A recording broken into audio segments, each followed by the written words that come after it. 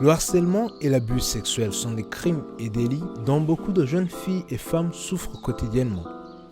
La plupart du temps, ces actes restent dans les quatre murs de la chambre, du bureau ou dans la forêt où ils sont commis. De telles histoires se racontent entre femmes confidentes et ça reste toujours entre elles.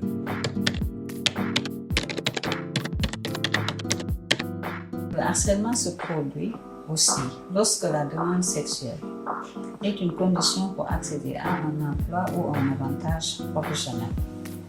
À côté du concept d'harcèlement, il y a le concept d'exploitation.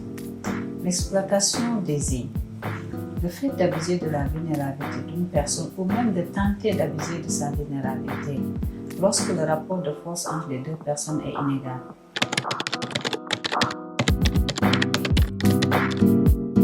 Oui, effectivement, le harcèlement et l'abus sexuel vraiment sont une réalité dans notre société et surtout dans différentes zones où nous intervenons.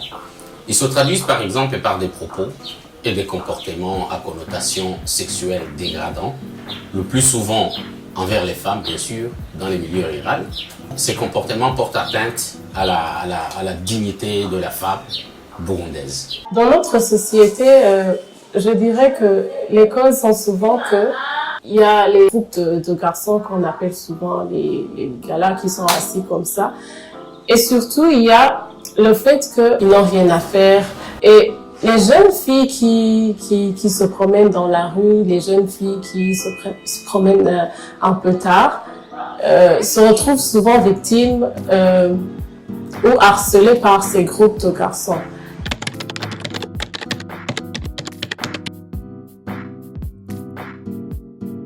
Depuis que je suis toute petite, j'ai jamais entendu quelqu'un qui me parle d'abus sexuels ou bien de harcèlement sexuel.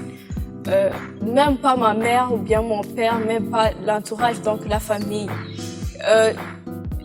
La question d'abus sexuel et de harcèlement sexuel, c'est toujours une question taboue dans notre société burundaise.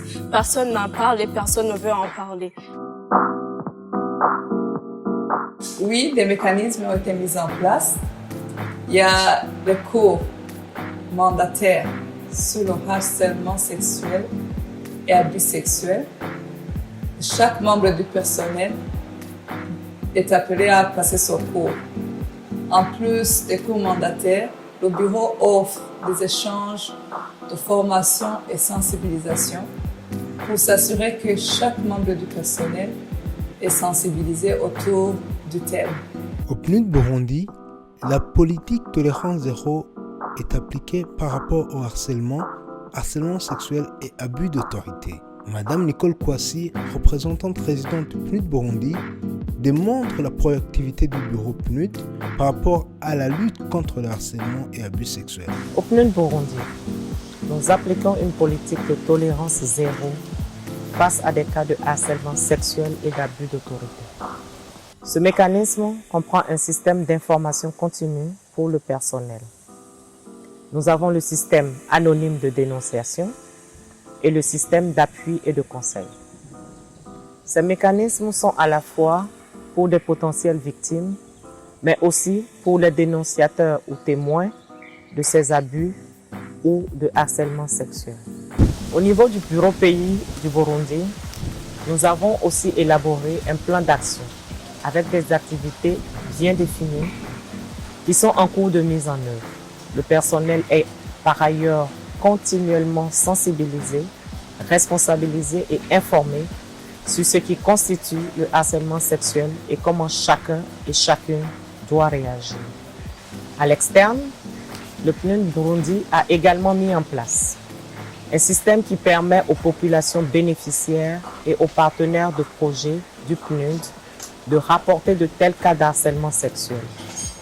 Un de nos objectifs est de soulever cette question d'importance capitale pour tout le personnel et dans toutes nos interventions.